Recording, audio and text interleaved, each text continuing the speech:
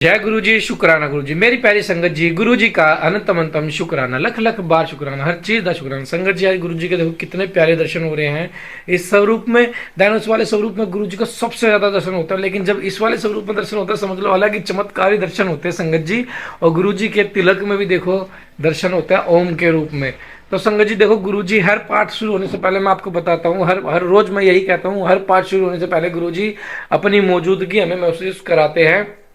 और गुरु जी कहते हैं, मैं यहाँ पे विराजमान हूँ और मैं तुम्हारे घर में हूँ, मैं तुम्हारे साथ हूँ।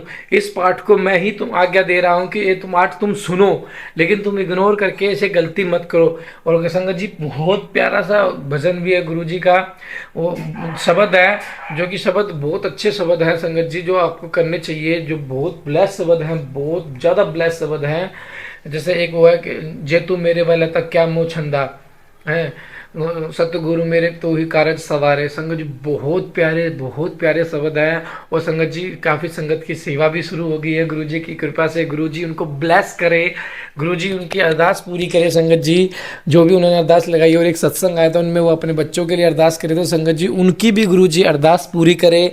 तो संगत जी गुरु जी सबकी अरदास पूरी करे। संगत जी देखो, हम सेवा कर रहे हैं, गुरु जी ने कहा आप सेवा करो, आप इस सेवा का फायदा उठाओ संगत जी। आप लोगों के लिए यह सेवा हो रही है, आप इसका फायदा उठाओ, ठीक है संगत जी। ताकि आप इसका फायदा उठाओगे, आपका कल्याण होगा, हमें भी बहुत खुशी होगी कि हमारी सेवा किसी के तो काम आई। तो जय गुरु जी, शुक्राना गुरु जी। संगत जी आइए गुरु जी के मंत्र जाप से आज का पाठ शुरू करते हैं। ओम नमः शिवाय। शिव जी सदा सहाय, ओम नमः शिवाय। गुरु जी सदा सहाय। जय गुरु जी। जय गुरु जी। रुद्र संहिता प्रथम सृष्टि खंड। ऋषियों के प्रश्न के उत्तर में नारद ब्रह्म संवाद की अवतारणा करते हुए सूत जी का उन्हें नारद मोह का प्रसंग सुनाना। काम विजय के गर्व से युक्त हुए नारद का शिव ब्रह्मा तथा विष्णु के पास जाकर अपने तप का प्रभाव बताना। विश्वोद्वय स्थिति लयादिषु हेतु मेकम गौरी पतिम विदित तत्व मनंत कीर्तिम मायासरम विगत माया चिंत्य रूपम बोध स्वरूपम मलम ही शिवम नमामि। जो विश्व की उत्पत्ति स्थिति और लय आदि के एकमात्र कारण है। गौरी गिरिराज कुमारी उमा के पति हैं, तत्वज्ञ हैं, जिनकी कृतिका का कहीं अंत नहीं है, जो माया के आश्रय होकर भी उससे अत्यंत दूर है तथा जिनका स्वरूप अचिंत्य है। उन विमल बोध स्वरूप भगवान शिव को मैं प्रणाम करता हूँ। वंदे शिवम तम प्रकृतेर्नादिम प्रशांतमेकम पुरुषोत्तम ही सौ माया कीर्तनस्मिदम ही सृष्टवा नभो बदंत बहिरा स्थितो ये।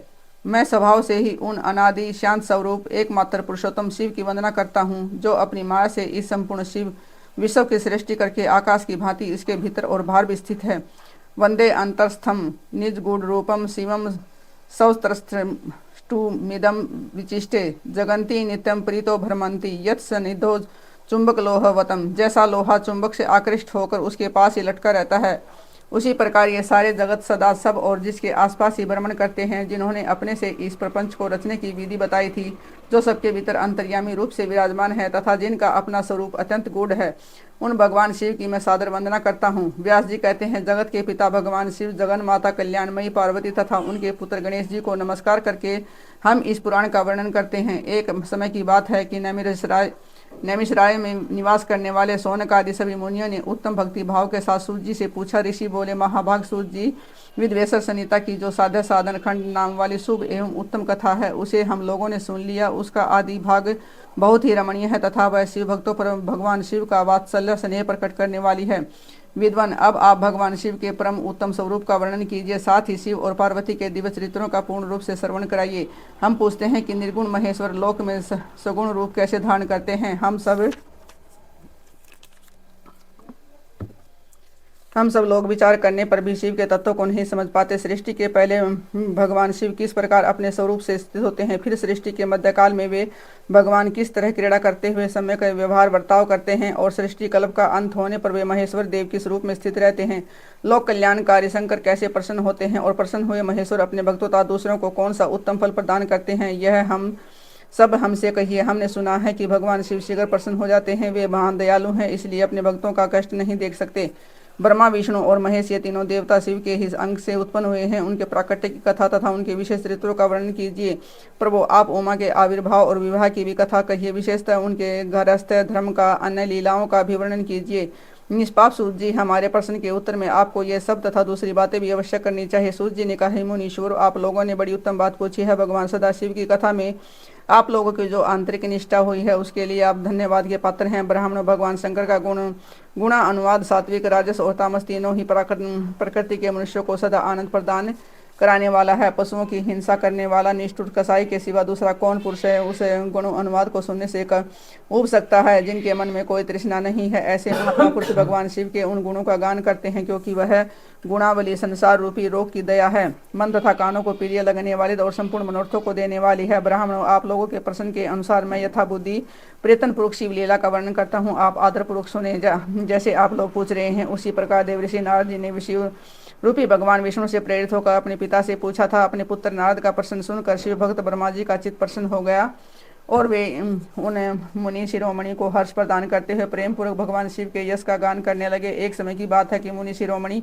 विप्र और नारद जी ने, जो ब्रह्मा जी के पुत्र हैं, विनिश्चित हो तपस्या में मन लगाया। हिमालय पर्वत में कोई एक गुफा थी जो बड़ी शोभा से संपन्न दिखाई देती थी। उनके निकट देव नंदी गंगा निरंतर वेद वर्ग बहती थी। वहाँ एक महान दिव्य आश्रम था जो नाना प्रकार की शोभा से सुशोभित था।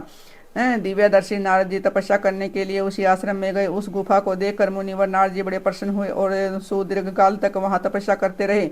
उनका अंतःकरण शुद्ध था। वे दृढ़तापूर्वक आसन बांधकर मौन हो परिणाम पूर्वक समाधि में स्थित हो गए। ब्राह्मणों, आप उन्होंने वह समाधि लगाई और जिनमें ब्रह्मा का साक्षात्कार कराने वाला अहम ब्रह्मास्मि में ब्रह्मा हूँ यह विज्ञान प्रकट होता है। मुनिवर नारद जी इस प्रकार तपस्या करने लगे। उस समय यह समाचार पाकर देवराज इंद्र कांप उठे। वे मानसिक संताप से विह्वल हो गए। ये नारद मुनि मेरा राज्य लेना चाहते हैं। मन ही मन ऐसा सोचकर इंद्र ने अपनी तपस्या में विघ्न डालने के लिए प्रयत्न करने की इच्छा की। उस समय देवराज ने अपने मन से कामदेव का समन किया। समन करते ही कामदेव आ गए और महेंद्र ने उन्हें नारद जी की तपस्या में विघ्न डालने का आदेश दिया। यह आज्ञा पाकर कामदेव वसंत को साथ ले बड़े गर्व से उन स्थान पर गए और अपना उपाय करने लगे। उन्होंने वहां शीघ्र ही अपनी सारी कलाएं रच डाली। वसंत ने भी मदमत होकर अपना प्रभाव अनेक प्रकार से प्रकट किया। मुनिवरों, कामदेव और वसंत के अथक प्रयत्न करने पर भी नारद मुनि के चित्त में विकार नहीं उत्पन्न हुआ। महादेव जी के अनुग्रह उन दोनों का गर्व चूर्ण हो गया है। सोनकादि महर्षियों, ऐसा होने में जो कारण था उन्हें आदर पूर्वक सुनो। महादेव जी की कृपा से ही नारद मुनि पर कामदेव का कोई प्रभाव नहीं पड़ा। पहले उसी आश्रम में काम शत्रु भगवान शिव ने उत्तम तपस्या की थी और वही उन्होंने मुनियों की तपस्या का नाश करने वाले कामदेव को शीघ्र ही भस्म कर डाला था। उस समय रति ने कामदेव को पुनर्जीवित करने के लिए देवताओं से प्रार्थना की थी। तब देवताओं ने समस्त लोगों का कल्याण कराने वाले भगवान शंकर से याचना की। उनके याचना करने पर वे बोले, देवताओं, कुछ समय व्यतीत होने के बाद कामदेव जीत हो जाएंगे, परंतु यहाँ उनका कोई उपाय नहीं चल सकेगा। अमरगण यहाँ खड़े होकर लोग चारों ओर जितनी दूर तक की भूमि को नेत्र से देख पाते हैं वहां तक कामदेव के बाणों का प्रभाव नहीं चल सकेगा, इसमें संशय नहीं है। भगवान शंकर की इस उक्ति के अनुसार उस समय वहां नारद जी के प्रति कामदेव का निजी प्रभाव मिथ्या सिद्ध हुआ। वे शीघ्र ही स्वर्गलोक में इंद्र के पास लौट गए। वहां कामदेव ने अपना सारा वृत्तांत और मुनि का प्रभाव कह सुना। तत्पश्चात इंद्र की आज्ञा से वे वसंत के साथ अपने स्थान को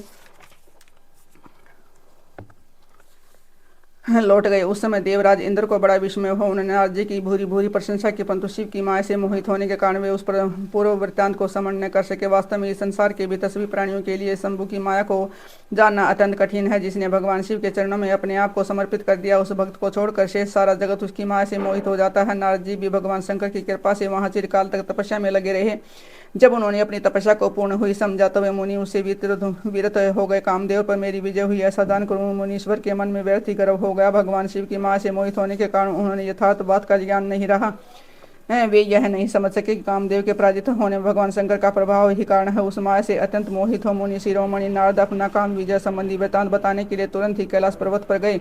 उस समय वे विजय के मद से उन्मत्त हो रहे थे। वहां रुद्रदेव को नमस्कार करके गर्व से भरे हुए मुनि ने अपने आप को महात्मा मानकर तथा अपने ही प्रभाव से कामदेव पर अपनी विजय हुई समझकर उनसे सारा वृत्तांत कह सुनाया। वह सब सुनकर भक्तवत्सल भगवान शंकर ने नारद जी से, जो अपनी ही माया से मोहित होने के कारण काम विजय के यथार्थ कारण को नहीं जानते थे और अपने विवेक को भी खो बैठे थे, कहा कि रुद्र बोले, तात नारद, तुम बड़े विद्वान हो, धन्यवाद के पात्र हो। तुम मेरी यह बात ध्यान देकर सुनो। अब से फिर कभी ऐसी बात है कहीं भी न कहना, विशेषतः भगवान विष्णु के सामने इसकी चर्चा कदापि न करना। तुमने मुझसे अपना जो वृत्तांत बताया है उसे पूछने पर भी दूसरों के सामने न कहना। यह सिद्धि संबंधी वृत्तांत सर्वथा गुप्त रखने योग्य है, इसे कभी किसी पर प्रकट नहीं करना चाहिए। तुम मुझे विशेष प्रिय हो, इसलिए अधिक जोर देकर मैं तुम्हें शिक्षा देता हूँ और इसे न कहने की आज्ञा देता हूँ, क्योंकि तुम भगवान विष्णु के भक्त हो और उनके भक्त होते हुए मेरा अत्यंत अनुगामी हो। इस प्रकार बहुत कुछ कहकर संसार की सृष्टि कराने वाले भगवान रुद्र ने नारद जी को शिक्षा दी। अपने वृत्तांत को गुप्त रखने के लिए उन्हें समझाया बुझाया, परंतु वे तो शिव की माया से मोहित थे, इसलिए उन्होंने उनकी दी हुई शिक्षा को अपने लिए हित का नहीं माना। तदंतर मुनि शिरोमणि नारद ब्रह्मलोक में गए। वहां ब्रह्मा जी को नमस्कार करके उन्होंने कहा कि पिताजी, मैंने अपने तपोबल से कामदेव को जीत लिया है। उनकी यह बात सुनकर ब्रह्मा जी ने भगवान शिव के चरणारविंदों का चिंतन किया और सारा कारण जानकर अपने पुत्र को यह सब कहने से मना कर दिया। परंतु नारद जी शिव की माँ से मोहित थे, अतएव उनके चित्त में मद का अंकुर जम गया था, उनकी बुद्धि मारी गई थी। इसलिए नारद जी अपना सारा वृत्तांत भगवान विष्णु के सामने कहने के लिए वहां से शीघ्र ही विष्णु लोक में गए। नारद मुनि को आते देखकर भगवान विष्णु बड़े आदर से उठे और शीघ्र ही आगे बढ़कर उन्होंने मुनि को हृदय से लगा लिया। मुनि के आगमन का क्या हेतु इसका उन्हें पहले से ही पता था। नारद जी को अपने आसन पर बिठाकर भगवान शिव के चरणारविंदों का चिंतन करके श्री हरि ने उनसे पूछा। भगवान विष्णु बोले, तात कहाँ से आते हो, यहाँ किस लिए तुम्हारा आगमन हुआ। मुनि श्रेष्ठ, तुम धन्य हो, तुम्हारे शुभ आगमन से मैं पवित्र हो गया हूँ। भगवान विष्णु का यह वचन सुनकर गर्व से भरे हुए नारद मुनि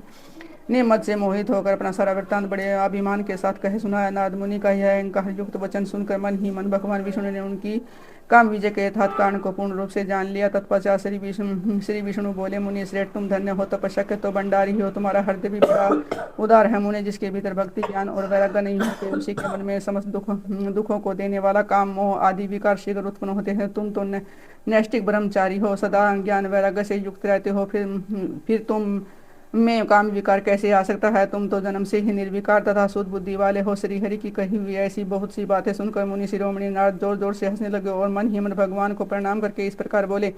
नारद जी ने कहा कि स्वामी, जब मुझ पर आपकी कृपा है तब बेचारा कामदेव आपका क्या प्रभाव दिखा सकता है। ऐसा करके भगवान के चरणों में मस्तक झुकाकर इच्छानुसार विचरने वाले नारद मुनि वहां से चले गए। जय गुरु जी, शुक्राना गुरु जी। संगत जी, कितना प्यारा कामदेव जी के ऊपर आज का पाठ था। कामदेव जी को कैसे समझाया नारद जी ने, किस तरीके से सारा विस्तार हुआ। संगत जी, पाठ बहुत ब्लेस है। मैं आपको बताता रहा हूँ, हर पाठ शिव पुराण का इतना ब्लेस है, हर अध्याय इतना ब्लेस है जिसकी आप कल्पना भी नहीं कर सकते। और आप हमेशा इग्नोर करने की कोशिश करते हो। इग्नोर मत करो संगत जी, यह सेवा आप लोगों के लिए ही की जा रही है, ताकि आप सबको इसका फल मिल सके, आप सब लोग इसका फायदा उठा सके। लेकिन इग्नोर करके आप प्लीज़ इस सेवा को व्यर्थ ना जाने दें। आप सभी से यही अनुरोध करते हैं, हम सेवा आपके लिए ही कर रहे हैं। सेवा का उपयोग कीजिए, सेवा को ख़राब मत होने दीजिए। गुरु संगत जी, आप मेरी शायद फीलिंग समझ रहे हो मैं क्या कहना चाह रहा हूँ, तो अच्छे से सुनिए, एक एक शब्द को। ब्लेसिंग लीजिए गुरु जी की। जय गुरु जी, शुक्राना गुरु जी।